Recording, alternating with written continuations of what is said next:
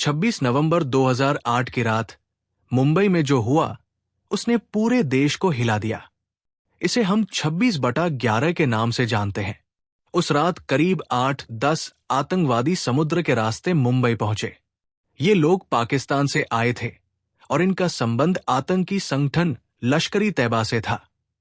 इनका मकसद सिर्फ हमला करना नहीं था, बल्कि कई जगहों पर एक साथ हमला करके पूरे देश में डर फैलाना था।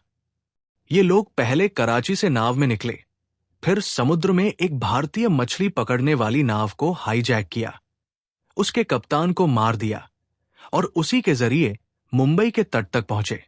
वे छोटे छोटे समूहों में बंट गए और अलग अलग जगहों पर हमला किया।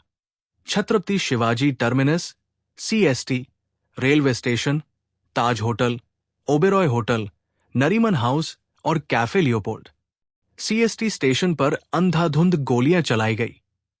आम लोग, परिवार, बच्चे जो सामने आया उसे निशाना बनाया गया।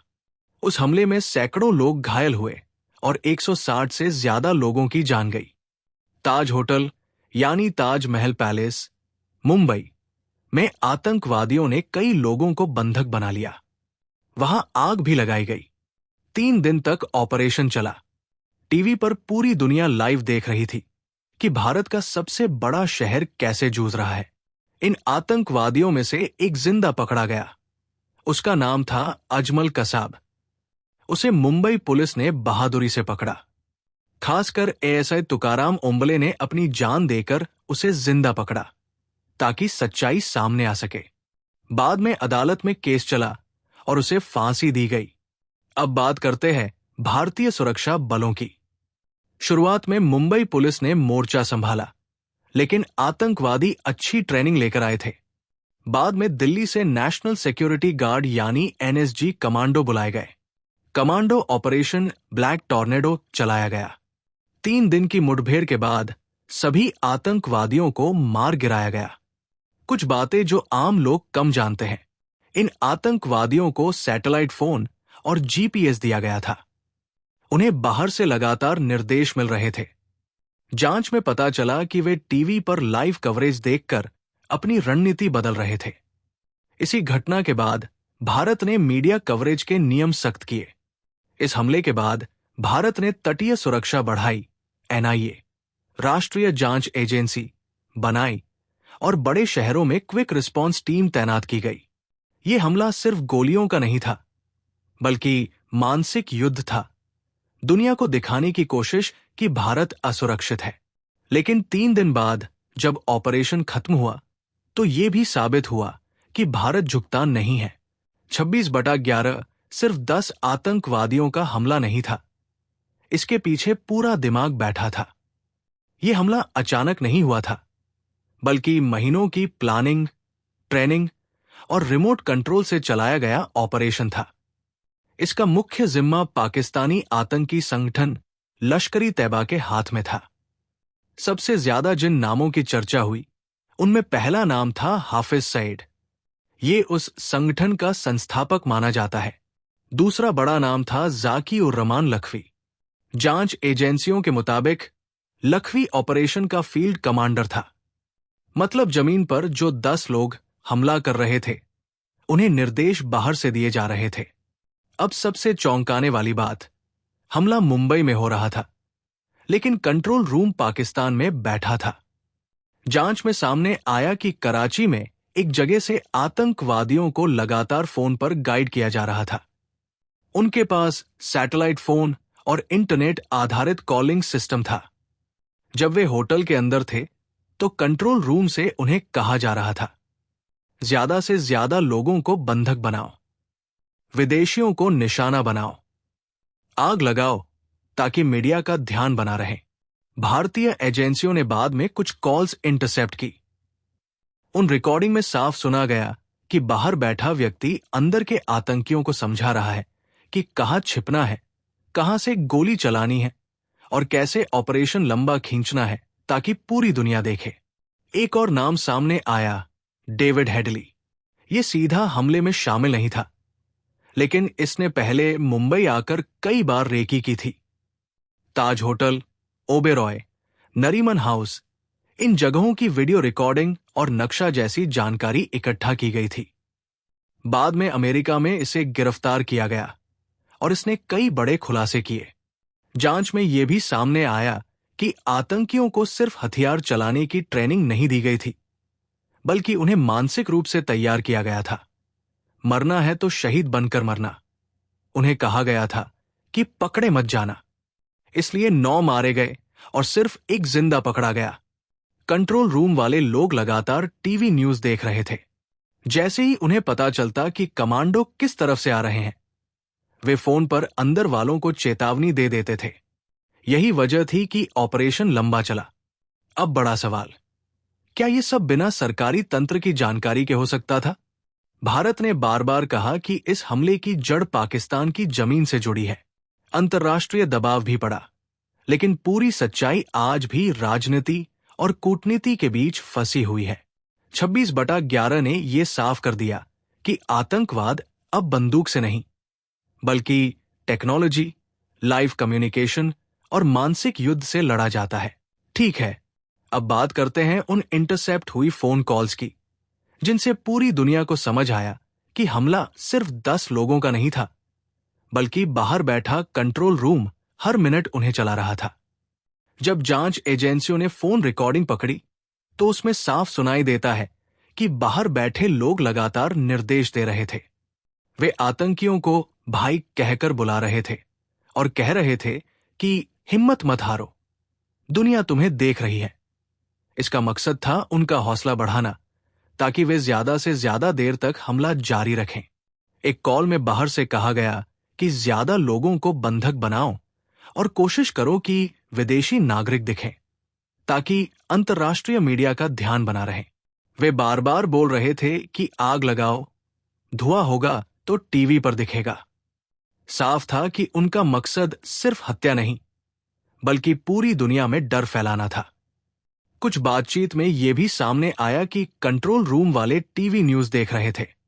जब न्यूज में दिखा कि सुरक्षा बल किस तरफ से अंदर घुसने की कोशिश कर रहे हैं, तो बाहर से तुरंत चेतावनी दी गई कि उधर से मत जाओ या ऊपर की मंजिल पर चले जाओ। यानी वे लाइव कवरेज का फायदा उठा रहे थे। एक और रिकॉर्डिंग में सुना गया कि आतंकियों को कहा गया कि अगर पकड़े जाओ तो जिंदा मत आना। उन्हें बार बार कहा जा रहा था कि आखिरी सांस तक लड़ो। इससे साफ था कि उन्हें पहले से सिखाया गया था कि मिशन लंबा खींचना है, चाहे जान चली जाए। सबसे डरावनी बात यह थी कि कुछ कॉल्स में बाहर बैठे लोग होटल के अंदर की स्थिति पूछ रहे थे। कितने लोग हैं, कहाँ छिपे हैं, कौन सा कमरा सुरक्षित है। इसका मतलब था कि हमला पहले से प्लान था और जगहों की जानकारी पहले से इकट्ठी की गई थी। बाद में जब यह रिकॉर्डिंग अदालत में पेश हुई, तो ये सबसे बड़े सबूत बने कि हमला सीमा पार से संचालित हो रहा था। इन कॉल्स ने पूरी साजिश की परतें खोल दी कि यह सिर्फ स्थानीय हमला नहीं था, बल्कि अंतर्राष्ट्रीय स्तर पर तैयार किया गया ऑपरेशन था। डेविड हेडली का असली नाम दाऊद गिलानी था। वो पाकिस्तानी मूल का था, लेकिन उसके पास अमेरिकी नागरिकता थी। यही उसकी सबसे बड़ी ताकत बनी। अमेरिकी पासपोर्ट होने की वजह से वो आसानी से भारत आ जा सकता था, बिना ज्यादा शक के। उसने क्या किया? 2006 से 2008 के बीच वो कई बार मुंबई आया। उसने खुद को बिजनेसमैन बताया, होटल में रुका, घूमता रहा और धीरे धीरे उन जगहों की वीडियो रिकॉर्डिंग और फोटो लेने लगा जो बाद में टारगेट बनी। Taj hotel, Oberoi hotel, Nariman house और आसपास के इलाके। वो सिर्फ बाहर से फोटो नहीं ले रहा था, बल्कि एंट्री और एग्जिट पॉइंट देख रहा था।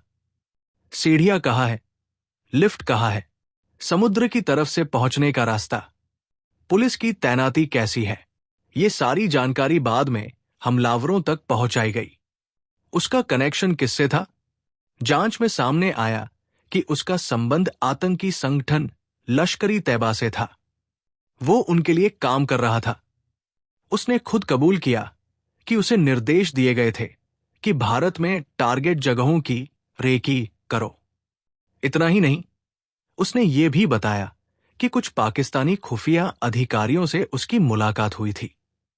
यह हिस्सा बहुत संवेदनशील रहा, क्योंकि इससे मामला अंतर्राष्ट्रीय राजनीति तक पहुंच गया। वो पकड़ा कैसे गया? 2009 में उसे अमेरिका में गिरफ्तार किया गया। वजह थी, वो एक और बड़े हमले की साजिश में शामिल था।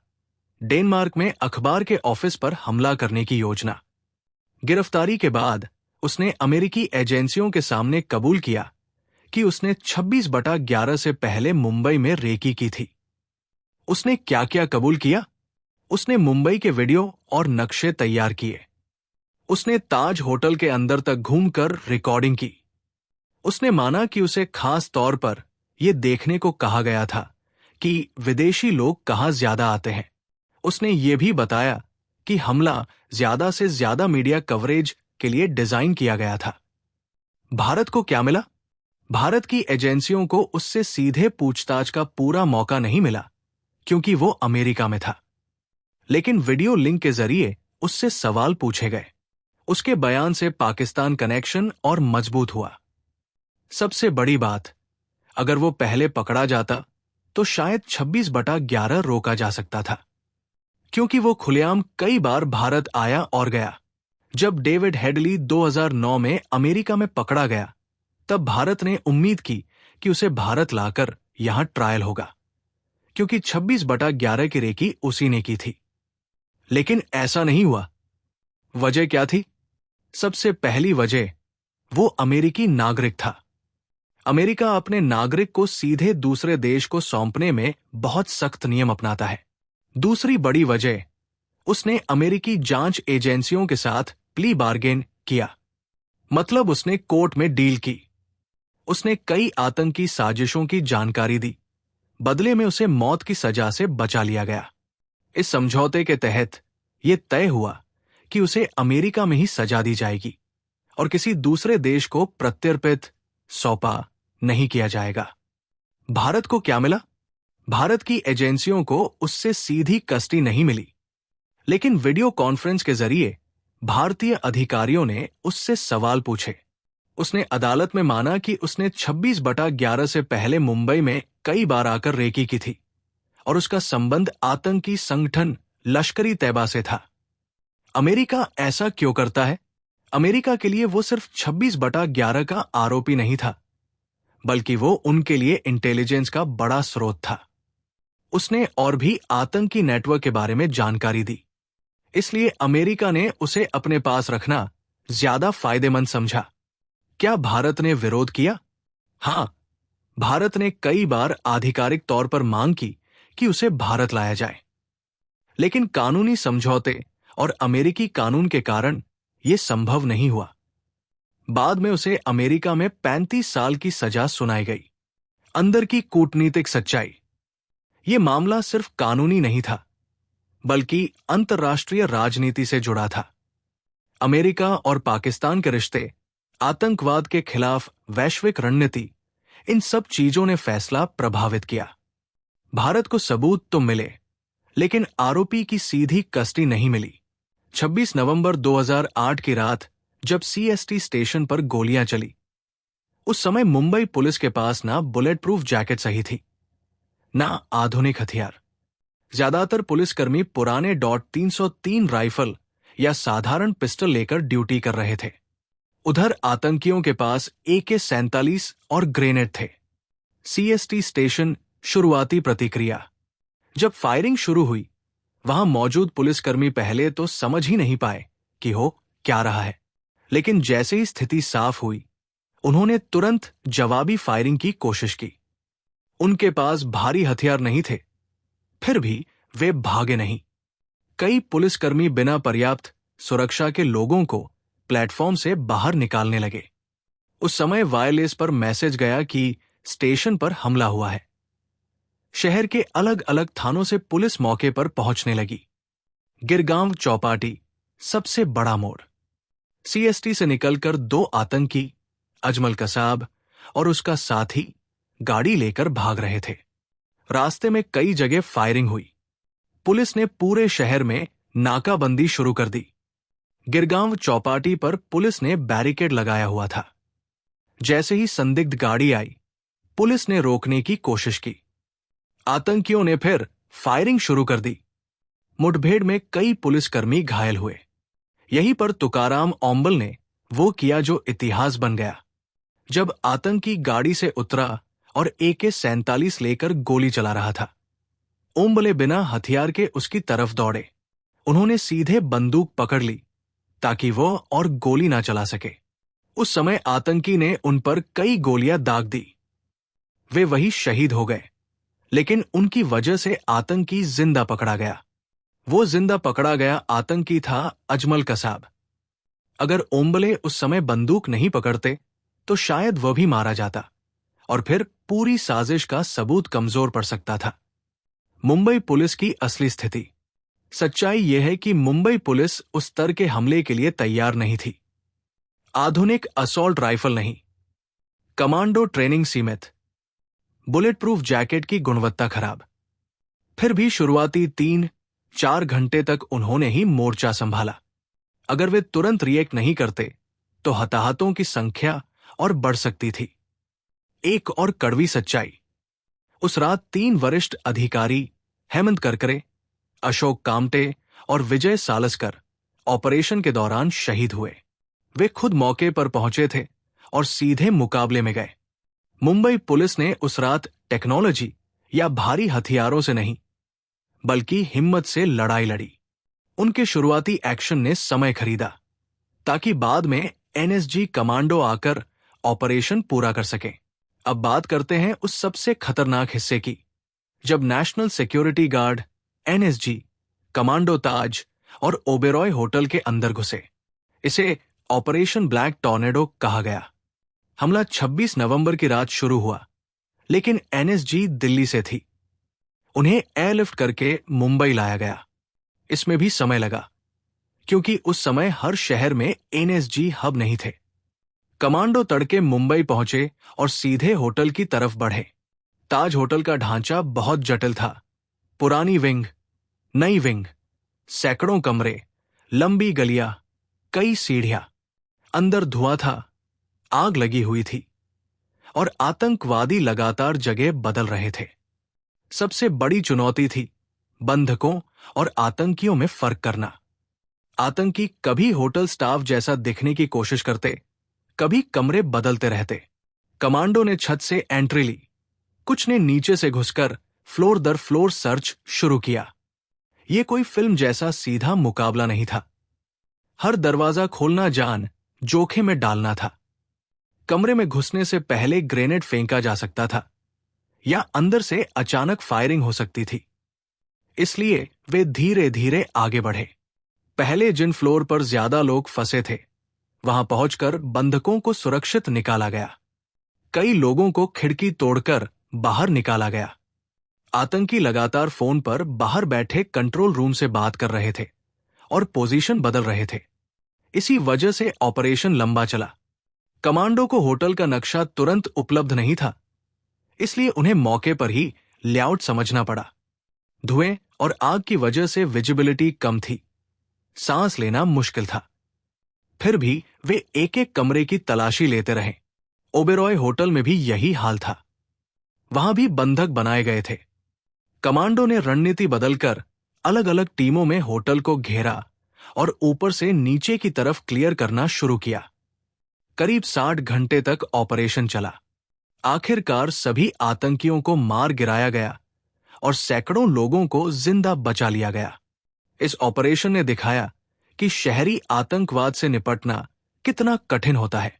यह सिर्फ गोली चलाने की बात नहीं थी, बल्कि धैर्य, रणनीति और सेकंड सेकंड का फैसला था।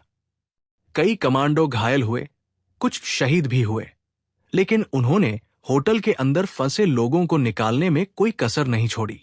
अब बात करते हैं उस बहादुरी की जिसे लोग आज भी याद करते हैं, संदीप उन्नीकृष्णन की आखिरी लड़ाई।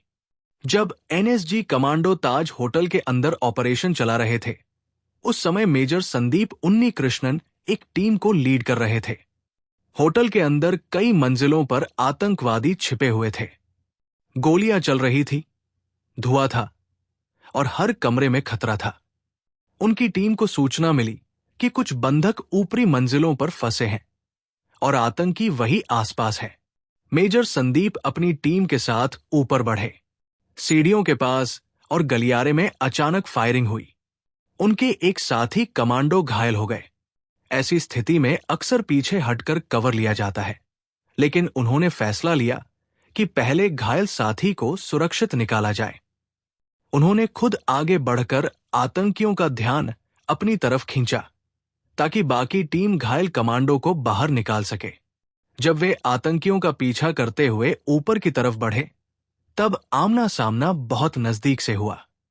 ये दूर से फायरिंग नहीं थी, बल्कि कुछ ही मीटर की दूरी पर मुठभेड़ थी। इसी दौरान उन्हें गोली लगी।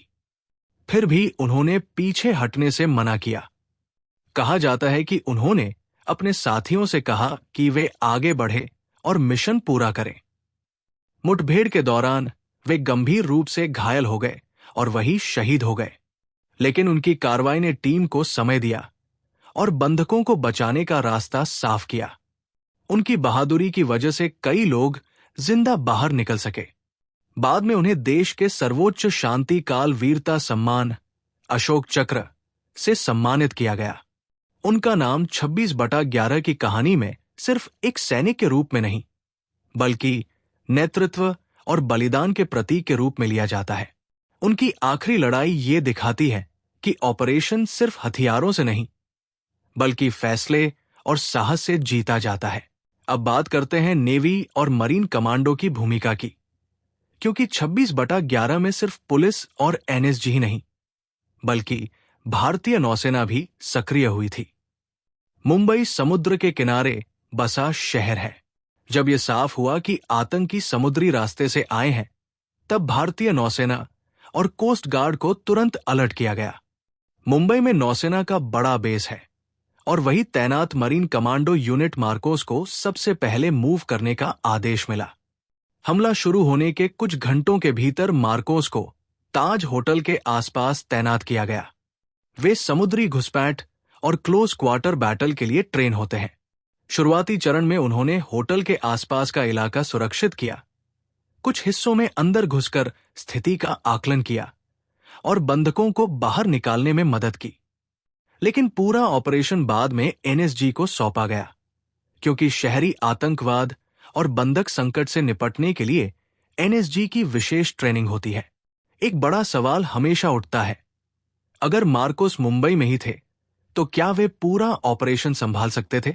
सच्चाई यह है कि मार्कोस की संख्या सीमित थी और उस समय एक साथ कई जगहों पर हमला हुआ था। ताज, ओबेरॉय, नरीमन हाउस, सीएसटी।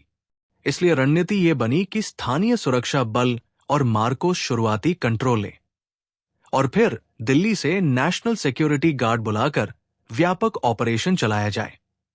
समुद्र वाले एंगल पर नेवी ने तुरंत पेट्रोलिंग बढ़ाई ताकि कोई और आतंकी भाग न सके या अतिरिक्त खतरा न आए। कोस्ट गार्ड और नेवी ने तट के आसपास सर्च ऑपरेशन चलाया। बाद में जांच में यह भी देखा गया कि तटीय निगरानी में कहां कमी रह गई थी। 26/11 के बाद सबसे बड़ा बदलाव समुद्री सुरक्षा में ही हुआ। तट पर रडार नेटवर्क बढ़ाया गया, मछुआरों का रजिस्ट्रेशन सख्त किया गया, कोस्टल पुलिस स्टेशन बढ़ाए गए, नेवी, कोस्ट गार्ड और लोकल पुलिस के बीच बेहतर तालमेल बनाया गया। सीधी भाषा में कहें तो मार्कोस ने शुरुआती प्रतिक्रिया दी, इलाके को स्थिर किया और फिर एनएसजी ने लंबा और जटिल ऑपरेशन पूरा किया। 26/11 ने यह साफ कर दिया कि समुद्र के रास्ते आने वाला खतरा कितना गंभीर हो सकता है। अब बात करते हैं नरीमन हाउस ऑपरेशन की। यह हिस्सा थोड़ा अलग और बहुत संवेदनशील था। नरीमन हाउस, जिसे छाबाद हाउस भी कहा जाता है, ये एक यहूदी धार्मिक और सामुदायिक केंद्र था। यहां विदेशी नागरिक भी ठहरते थे। 26 नवंबर की रात आतंकियों ने यहां घुसकर कई लोगों को बंधक बना लिया। उनका मकसद साफ था, अंतर्राष्ट्रीय ध्यान खींचना। जब सुरक्षा एजेंसियों को पता चला कि यहां बंधक बनाए गए हैं, तो इलाके को पूरी तरह घेर लिया गया। शुरुआत में स्थानीय पुलिस और बाद में नेशनल सिक्योरिटी गार्ड को ऑपरेशन सौंपा गया। ये इमारत तंग गलियों में थी, आसपास रिहायशी मकान थे। सीधा हमला करना जोखिम भरा था क्योंकि अंदर बंधक थे। कमांडो ने रणनीति बदली। उन्होंने आसपास की इमारतों पर पोजीशन ली और ऊपर से एंट्री की योजना बनाई। सुबह के समय हेलीकॉप्टर की मदद से कमांडो छत पर उतारे गए। ये बहुत जोखिम भरा कदम था क्योंकि आतंकियों को पता चल सकता था और वे बंधकों को नुकसान पहुंचा सकते थे। अंदर घुसने के बाद कमरे दरकमरा सर्च शुरू हुआ। आतंकियों ने अंदर बैरिकेड बना रखे थे। मुठभेड़ काफी नजदीक से हुई। विस्फोट और फायरिंग की आवाजें आसपास के इलाके में गूंज रही थी। ऑपरेशन लंबा चला क्योंकि हर कदम सोच समझ कर उठाना था। आखिरकार दोनों आतंकियों को मार गिराया गया, लेकिन दुख की बात यह रही कि अंदर मौजूद कुछ बंधकों की जान नहीं बचाई जा सकी। इस ऑपरेशन ने यह दिखाया कि बंधक स्थिति में कार्रवाई कितनी जटिल होती है। एक गलत कदम से निर्दोषों की जान जा सकती है। नरीमन हाउस ऑपरेशन इसलिए भी अहम था क्योंकि इससे साफ हुआ कि हमले का मकसद सिर्फ भारत को निशाना बनाना नहीं, बल्कि वैश्विक असर पैदा करना था। विदेशी नागरिकों को टारगेट करने से अंतर्राष्ट्रीय दबाव बढ़ा।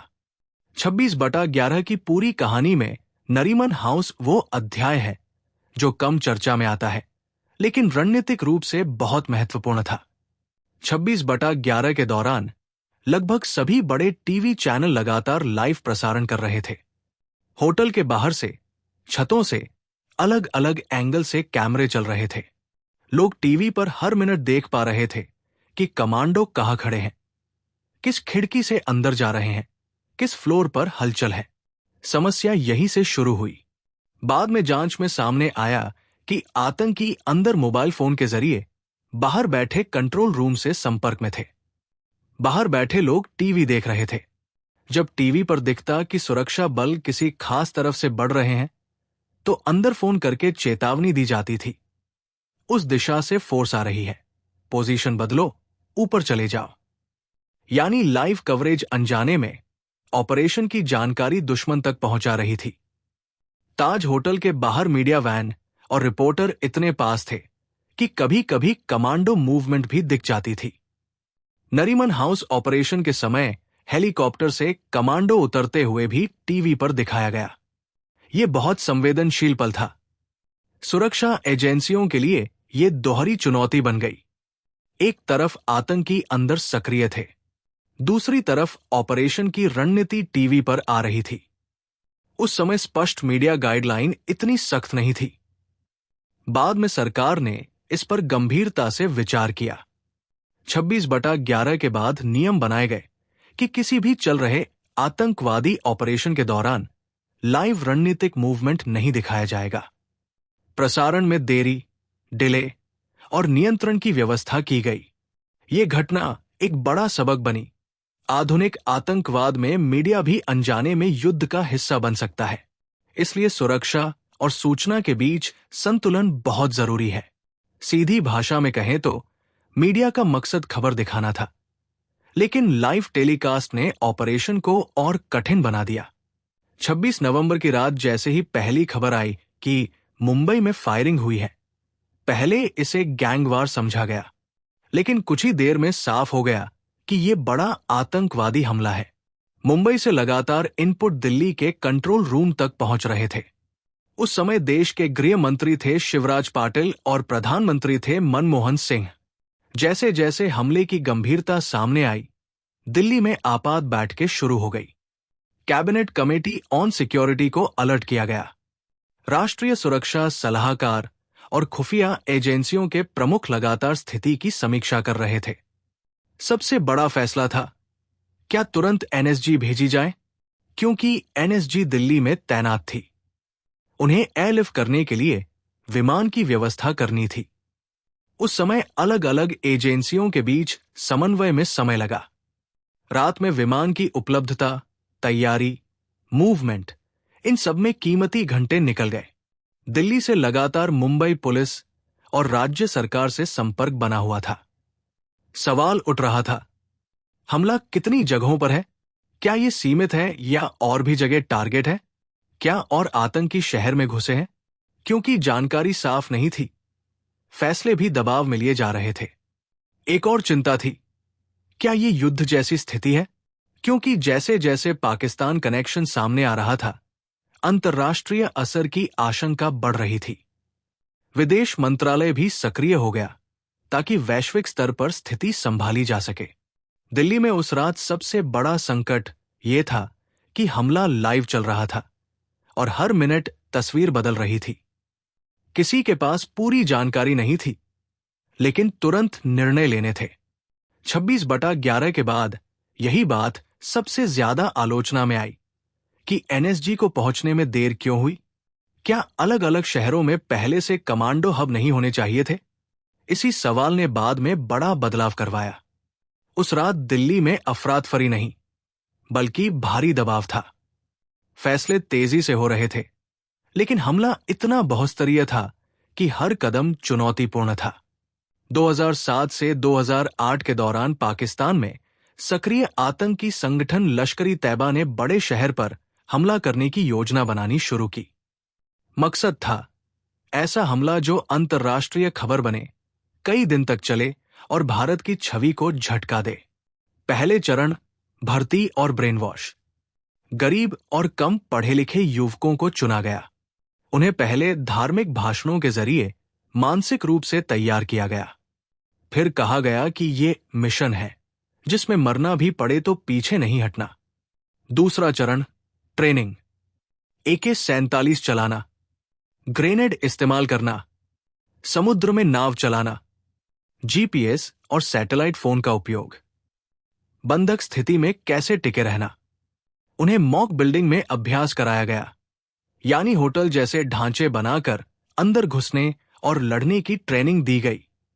तीसरा चरण रेकी, जगह की जानकारी इकट्ठा करना। यहां सबसे अहम भूमिका रही डेविड हेडली की। वो कई बार मुंबई आया। उसने ताज, ओबेरॉय, नरीमन हाउस जैसी जगहों की वीडियो बनाई, एंट्री एग्जिट पॉइंट देखे, विदेशी नागरिकों की मौजूदगी नोट की। ये सारी जानकारी बाद में हमलावरों तक पहुंची। चौथा चरण समुद्री रूट की तैयारी। आतंकियों को बताया गया कि वे सीधे बॉर्डर से नहीं आएंगे, बल्कि समुद्र के रास्ते आएंगे। कराची से नाव चली। बीच समुद्र में भारतीय मछली पकड़ने वाली नाव कुबेर को कब्जे में लिया गया। उसके जरिए वे मुंबई के तट तक पहुंचे। हमला क्यों लंबा चलाया गया? जांच में सामने आया कि योजना सिर्फ गोली चलाकर भागने की नहीं थी। निर्देश था, ऑपरेशन जितना लंबा चलेगा, उतना ज्यादा डर और वैश्विक असर होगा। इसलिए बंधक बनाना, आग लगाना और मीडिया का ध्यान बनाए रखना प्लान का हिस्सा था। क्या पहले कोई संकेत थे? कुछ खुफिया इनपुट मिले थे कि समुद्री रास्ते से खतरा हो सकता है, लेकिन स्पष्ट जानकारी नहीं थी। यही वजह बनी कि इतनी बड़ी तैयारी के बावजूद हमला रोका नहीं जा सका। सीधी बात, 26/11 कोई एक रात की घटना नहीं थी। ये महीनों की तैयारी, टेक्नोलॉजी के इस्तेमाल, रेकी और मनोवैज्ञानिक रणनीति का नतीजा था। 26/11 के बाद भारत ने साफ कहा कि हमले की जड़ पाकिस्तान की जमीन से जुड़ी है। जिंदा पकड़े गए आतंकी अजमल कसाब के बयान, कॉल रिकॉर्डिंग और अन्य सबूतों के आधार पर भारत ने अंतर्राष्ट्रीय मंचों पर मामला उठाया। उस समय प्रधानमंत्री थे मनमोहन सिन्हा और सरकार ने कूटनीतिक रास्ता चुना, यानी सीधी सैन्य कार्रवाई की बजाय वैश्विक दबाव बनाना। भारत ने सबूत अमेरिका, ब्रिटेन और अन्य देशों के साथ साझा किए। खासकर अमेरिका ने इस मामले को गंभीरता से लिया, क्योंकि विदेशी नागरिक भी मारे गए थे। अमेरिकी एजेंसियों की जांच में भी आतंकी संगठन लश्कर-ए तैयबा का नाम सामने आया। संयुक्त राष्ट्र सुरक्षा परिषद ने इस हमले की कड़ी निंदा की।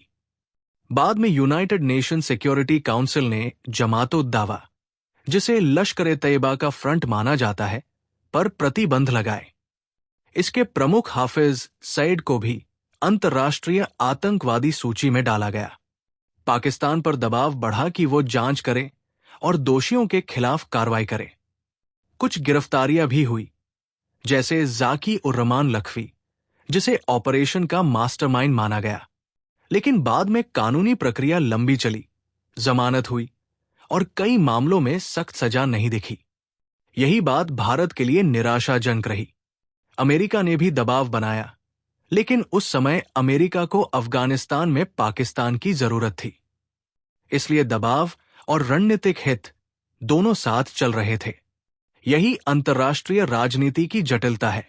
26/11 के बाद आतंकवाद के खिलाफ वैश्विक सहयोग की बात तेज हुई, लेकिन पूरी तरह न्याय मिला या नहीं, इस पर आज भी सवाल उठते हैं। सीधी भाषा में कहें तो दुनिया ने निंदा की, प्रतिबंध लगे, कुछ गिरफ्तारियां हुई, लेकिन भारत की उम्मीद के मुताबिक सख्त और तेज कार्रवाई नहीं दिखी। मुंबई एक बड़ा तटीय शहर है, लेकिन 2008 से पहले समुद्री निगरानी उतनी मजबूत नहीं थी।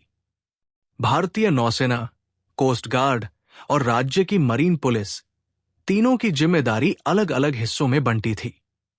समन्वय, तालमेल पूरी तरह एकीकृत नहीं था। यही पहली कमजोरी थी। आतंकी कराची से निकले, बीच समुद्र में भारतीय नाव कुबेर पर कब्जा किया और उसी के जरिए भारतीय जल सीमा में दाखिल हुए। सवाल उठता है, क्या कोई रडार ने पकड़ा नहीं? उस समय छोटे नावों को ट्रैक करने वाला तटीय रडार नेटवर्क इतना विस्तृत नहीं था। बड़ी जहाजों की निगरानी होती थी, लेकिन छोटी मछली पकड़ने वाली नावें आसानी से भीड़ में घुल मिल जाती थी। दूसरी बड़ी कमी, मछुआरों का केंद्रीकृत डाटा और पहचान प्रणाली मजबूत नहीं थी। हजारों छोटी नावें रोज आती जाती थी। पहचान करना कठिन था कि कौन सी नाव संदिग्ध है। तीसरी बात, खुफिया इनपुट।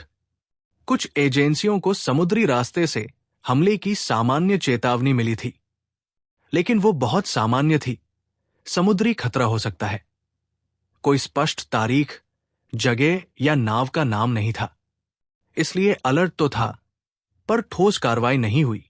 चौथी कमी, कोस्टल पुलिस की क्षमता। कई राज्यों में मरीन पुलिस स्टेशन कागज पर थे, संसाधन सीमित थे, गश्त नियमित नहीं थी। समुद्री सुरक्षा को उतनी प्राथमिकता नहीं मिली थी जितनी जमीन या सीमा पर मिलती थी।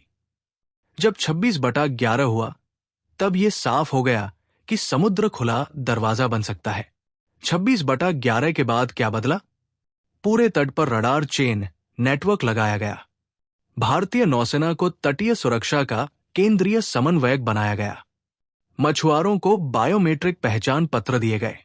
कोस्टल पुलिस स्टेशन और तेज गश्ती नावें बढ़ाई गई। कोस्टल सर्विलांस नेटवर्क मजबूत किया गया। 3 दिन तक चले इस हमले के बाद आखिरकार 29 नवंबर 2008 की सुबह ऑपरेशन पूरा घोषित किया गया। अजमल आमिर कसाब को जिंदा पकड़ा जा चुका था। बाकी 9 आतंकी मारे गए, लेकिन देश ने बहुत बड़ी कीमत चुकाई। 166 लोग मारे गए, जिनमें आम नागरिक, विदेशी मेहमान और हमारे बहादुर सुरक्षा कर्मी शामिल थे। इसके बाद पूरे देश में गुस्सा था। लोगों को लगा कि सिस्टम कहीं न कहीं फेल हुआ। इसी दबाव के बाद कई बड़े बदलाव किए गए। सबसे बड़ा बदलाव था राष्ट्रीय जांच एजेंसी NIA का गठन। पहले आतंकवाद से जुड़े मामलों की जांच अलग अलग एजेंसियां करती थी, लेकिन 26/11 के बाद एक खास राष्ट्रीय एजेंसी बनाई गई जो सीधे ऐसे मामलों को संभाले। दूसरा बड़ा कदम था तटीय सुरक्षा को मजबूत करना। मुंबई पर हमला समुद्र के रास्ते हुआ था, इसलिए तटरक्षक बल, नौसेना और समुद्री पुलिस की निगरानी बढ़ाई गई। छोटे मछली पकड़ने वाले बंदरगाहों तक पर रजिस्ट्रेशन और ट्रैकिंग सख्त की गई। तीसरा बदलाव, बड़े शहरों में NSG हब बनाए गए। पहले राष्ट्रीय सुरक्षा गार्ड NSG का मुख्य बेस सिर्फ मानेसर में था, इसलिए उन्हें दिल्ली से मुंबई आने में समय लगा। बाद में मुंबई, कोलकाता, हैदराबाद और चेन्नई में भी हब बनाए गए ताकि प्रतिक्रिया तेज हो सके। 26/11 ने भारत को यह सिखाया कि आतंकवाद सिर्फ सीमा पर नहीं, शहरों के बीचों बीच भी हमला कर सकता है। इसके बाद होटल, मॉल, एयरपोर्ट जैसी जगहों पर सिक्योरिटी चेक सख्त हो गए। आज जो हर जगह बैग स्कैन और एंट्री चेक दिखता है, उसकी बड़ी वजह 26/11 है। 26 नवंबर 2008 की रात जब मुंबई पर हमला शुरू हुआ, उस समय ज्यादातर मुंबई पुलिस वालों को यह अंदाजा ही नहीं था कि सामने साधारण अपराधी नहीं, बल्कि पूरी तरह ट्रेनिंग लिए हुए आतंकवादी है। मुंबई पुलिस के पास उस समय ज्यादातर थानों में पुराने .303 राइफल और 9mm पिस्टल जैसे सीमित हथियार थे, जबकि आतंकियों के पास AK-47, ग्रेनेड और भारी गोला बारूद था। कई पुलिसकर्मियों के पास सही बुलेट प्रूफ जैकेट भी नहीं थी, और जो थी उनकी क्वालिटी पर बाद में सवाल उठे। पहली गोलीबारी की खबर मिलते ही सबसे नजदीकी बीट मार्शल और मोबाइल वैन मौके पर पहुंची। उन्हें ना तो पूरी जानकारी थी, ना ही ये पता था कि हमलावर कितने हैं। फिर भी उन्होंने भागने के बजाय मोर्चा लिया। CST स्टेशन पर तैनात पुलिस वालों ने लोगों को प्लेटफॉर्म के पीछे, कमरों में और बाहर की गलियों में छिपने को कहा। कई पुलिसकर्मी खुद सामने खड़े होकर फायरिंग झेलते रहे ताकि आम लोग भाग सकें। उस समय कोई बड़ी स्पेशल फोर्स मौके पर नहीं थी। जो था वही लोकल पुलिस थी। सबसे बड़ी चुनौती थी कंफ्यूजन। वायरलेस पर अलग अलग जगहों से हमले की खबरें आ रही थी। CST, ताज होटल, ओबेरॉय, कामा अस्पताल। किस जगह कितने आतंकी हैं, ये साफ नहीं था। इसके बावजूद पुलिस की छोटी छोटी टीमें अलग अलग जगहों पर भेजी गई। कई जगह पुलिस वालों ने सिर्फ टॉर्च और सीमित गोलियों के सहारे बिल्डिंग के अंदर एंट्री की। ये काम आसान नहीं था, क्योंकि सामने वाले को इलाके की रेकी पहले से थी। उस रात कई पुलिसकर्मी बिना हेलमेट, बिना शील्ड, सीधे गोलियों के बीच घुस गए। उनका मकसद सिर्फ एक था, पहले नागरिकों को बाहर निकालो। कई जगह पुलिस ने होटल स्टाफ और सिक्योरिटी गार्ड के साथ मिलकर लोगों को पीछे के दरवाजों से निकाला। जब तक बाद में NSG और दूसरी फोर्स पहुंची, तब तक लोकल पुलिस ने शुरुआती हमले का दबाव अपने ऊपर लेकर हालात को पूरी तरह बेकाबू होने से रोका। 26/11 ने यह दिखाया कि संसाधन कम होने के बावजूद जमीनी स्तर का पुलिसकर्मी अगर डटा रहे तो नुकसान और भी ज्यादा हो सकता था। उस रात मुंबई पुलिस ने भारी कीमत चुकाई, लेकिन अगर शुरुआती घंटों में वे पीछे हट जाते तो मौत का आंकड़ा और भी बड़ा हो सकता था। 26/11 की रात सिर्फ हमला ही नहीं चल रहा था, बल्कि उसी समय एक और जंग चल रही थी, घायल पुलिसकर्मियों और आम लोगों को जिंदा बाहर निकालने की। जब CST, कामा अस्पताल और दूसरे इलाकों में गोलीबारी हो रही थी, तब कई पुलिस वाले खुद घायल हो चुके थे।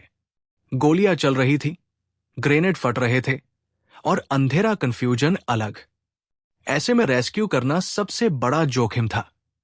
मुंबई पुलिस के जवानों ने कई जगह बिना किसी बख्तरबंद गाड़ी के साधारण पुलिस जीप में घायल साथियों को उठाया।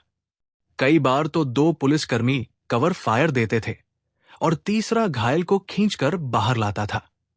CST के बाहर सड़कों पर खून फैला था, लोग चीख रहे थे, लेकिन प्राथमिकता साफ थी, जो जिंदा है उसे तुरंत अस्पताल पहुंचाओ। कुछ मामलों में एम्बुलेंस तुरंत नहीं पहुंच पाई, क्योंकि इलाके में लगातार फायरिंग हो रही थी।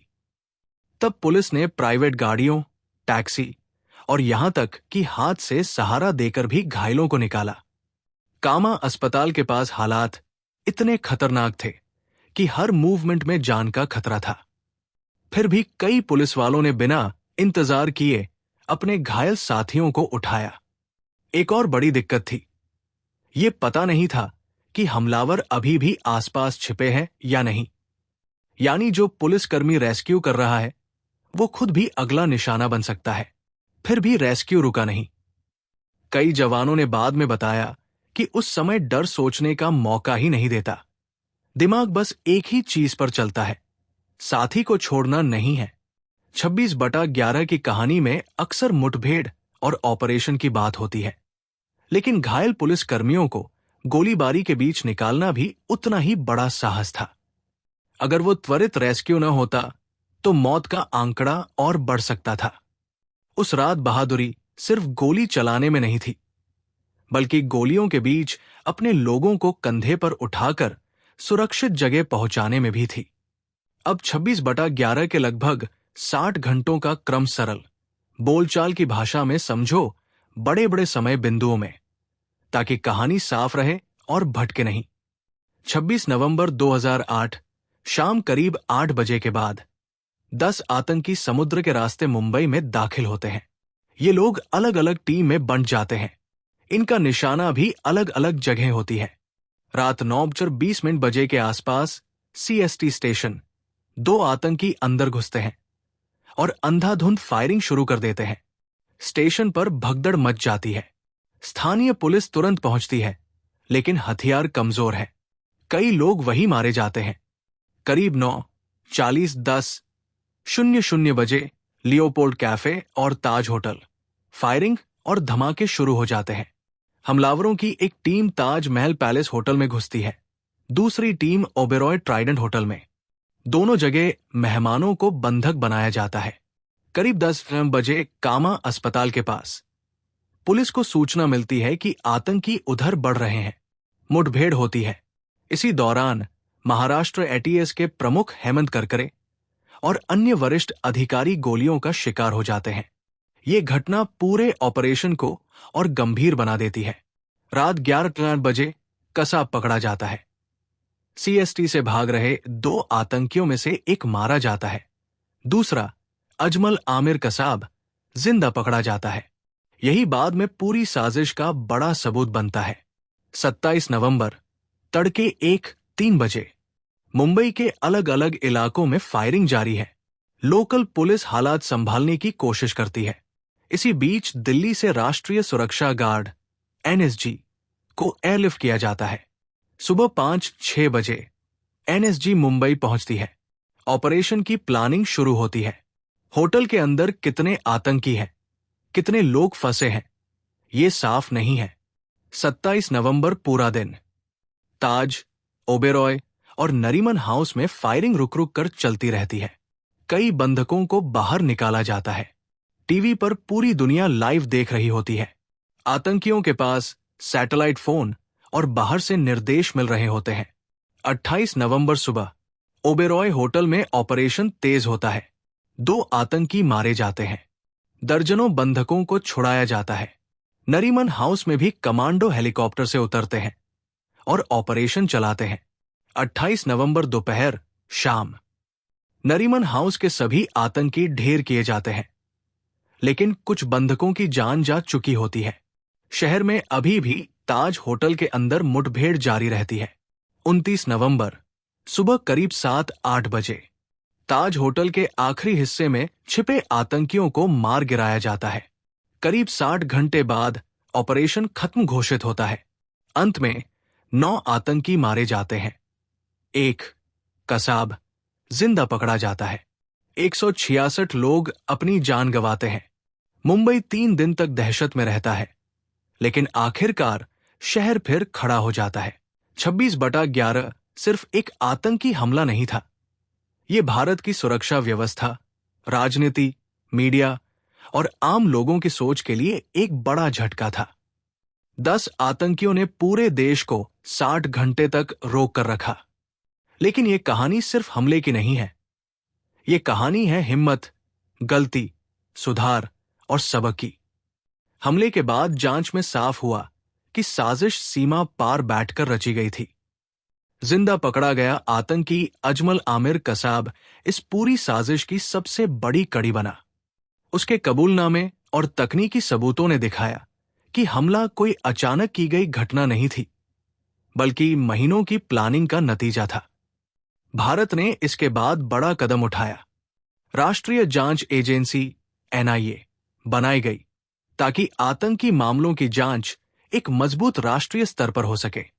राष्ट्रीय सुरक्षा गार्ड NSG के नए हब मुंबई सहित कई शहरों में बनाए गए ताकि दिल्ली से फोर्स आने में देरी न हो। तटीय सुरक्षा बढ़ाई गई क्योंकि आतंकी समुद्र के रास्ते आए थे। छोटे बंदरगाहों तक निगरानी सख्त की गई। लेकिन इस घटना ने कुछ कड़वे सवाल भी छोड़े। क्या इंटेलिजेंस को पहले संकेत मिले थे? क्या पुलिस के पास बेहतर हथियार और जैकेट होते तो नुकसान कम होता? क्या मीडिया की लाइव कवरेज से आतंकियों को मदद मिली? इन सवालों पर आज भी बहस होती है। सबसे बड़ा असर आम लोगों की जिंदगी पर पड़ा। 26/11 के बाद एयरपोर्ट, होटल, मॉल, हर जगह सिक्योरिटी चेक बढ़ गए। बैग स्कैन, मेटल डिटेक्टर, जो आज आम लगता है, वो उसी घटना की देन है। और सबसे जरूरी बात, ये हमला मुंबई को तोड़ नहीं पाया।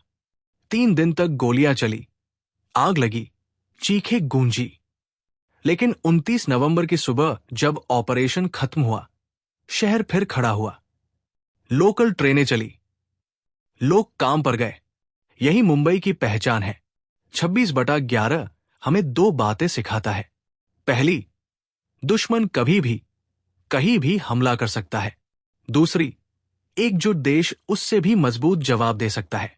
166 लोग उस रात वापस नहीं आए, लेकिन उनकी याद हमें ये याद दिलाती है कि सुरक्षा कोई छोटी बात नहीं है और लापरवाही की कीमत बहुत बड़ी होती है। अगर ये वीडियो आपको पूरी सच्चाई समझने में मदद करे, तो इसे आगे शेयर जरूर करना, ताकि 26/11 सिर्फ एक तारीख न रहे, बल्कि एक सबक बनकर जिंदा रहे। 29 नवंबर 2008 की सुबह, लगभग 60 घंटे बाद, आखिरी गोली की आवाज थमती है। धुआं अभी भी हवा में है, टूटे हुए कांच, जली हुई दीवारें और खामोशी। ऐसी खामोशी जो कानों में गूंजती है। मुंबई ने 3 दिन तक मौत को अपनी सड़कों पर चलते देखा। स्टेशन पर भागते लोग, होटल की खिड़कियों से निकलती आग, गोलियों की आवाज और वायरलेस पर लगातार आती सूचनाएं। 10 लोग आए थे डर फैलाने, लेकिन उन्हें नहीं पता था कि ये शहर डर से ज्यादा जिद्दी है। उस रात कई लोग घर से निकले थे, ये सोचकर कि कुछ घंटों में लौट आएंगे। कुछ ड्यूटी पर थे, कुछ डिनर पर, कुछ ट्रेन पकड़ने आए थे। लेकिन 166 लोग कभी वापस नहीं लौटे। उनके घरों में आज भी एक खाली कुर्सी है, एक अधूरी बात है, एक इंतजार है जो कभी खत्म नहीं होगा। जिंदा पकड़ा गया आतंकी अजमल आमिर कसाबाद में अदालत में खड़ा हुआ। मुकदमा चला और आखिरकार उसे सजा मिली। लेकिन सजा से जख्म नहीं भरते, वो बस न्याय का एक अध्याय बंद करते हैं। इस हमले ने देश को बदल दिया। राष्ट्रीय जांच एजेंसी बनी, राष्ट्रीय सुरक्षा गार्ड के नए केंद्र बने, सुरक्षा सख्त हुई, तटीय निगरानी बढ़ी। लेकिन असली बदलाव लोगों के अंदर आया। 26/11 ने हमें सिखाया कि आतंक का मकसद सिर्फ जान लेना नहीं होता, वो भरोसा तोड़ना चाहता है। और उस सुबह जब मुंबई ने फिर से अपने दरवाजे खोले, लोकल ट्रेनें चली, दुकानें खुली, तब एक संदेश गया, हम टूटेंगे नहीं। याद रखिए, 26/11 सिर्फ एक तारीख नहीं है, ये एक चेतावनी है, एक सबक है, और उन लोगों की याद है जिन्होंने अपनी आखिरी सांस तक हार नहीं मानी। जब भी आप किसी स्टेशन से गुजरें, किसी होटल में कदम रखें या किसी पुलिस वाले को ड्यूटी पर खड़ा देखें, एक पल रुककर सोचिए। सुरक्षा दिखाई नहीं देती, लेकिन उसकी कीमत बहुत बड़ी होती है। मुंबई रोई थी, लेकिन झुकी नहीं। और शायद यही 26/11 की सबसे बड़ी कहानी है। तो आखिर में बस एक बात, 26/11 कोई सिर्फ एक घटना नहीं है, ये एक सबक है, एक चेतावनी है, और उन लोगों की याद है जिन्होंने अपनी जान देकर हमें सुरक्षित रखने की कोशिश की। मुंबई झुकी नहीं, देश टूटा नहीं, और यही हमारी सबसे बड़ी ताकत है। अगर आपको ये पूरा सच, ये विस्तार और ये अंदाज पसंद आया हो, तो चैनल को सब्सक्राइब जरूर करें। ऐसी ही सच्ची, गहरी और बिना घुमाए हुई कहानियों के लिए हमारे साथ जुड़े रहें। वीडियो को शेयर करें, ताकि 26/11 सिर्फ एक तारीख न रहे, बल्कि एक याद और एक सीख बनकर जिंदा रहे। फिर मिलेंगे अगली कहानी में। जय हिंद।